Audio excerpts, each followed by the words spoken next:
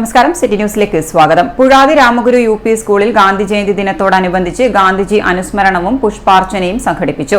പ്രധാന അധ്യാപിക ധനലക്ഷ്മി ടീച്ചർ അനുസ്മരണ പ്രഭാഷണം നടത്തി. തുടർന്ന് പൂർവ്വ വിദ്യാർത്ഥി രാജാനന്ദിന്റെ നേതൃത്വത്തിൽ സ്കൂൾ വിദ്യാർത്ഥികളുടെ കരാട്ടെ പ്രദർശനവും നടന്നു. ഗ്രാൻഡ് മാസ്റ്റർ പുളിക്കൽ അമീർ പ്രദർശനം ഉദ്ഘാടനം ചെയ്തു.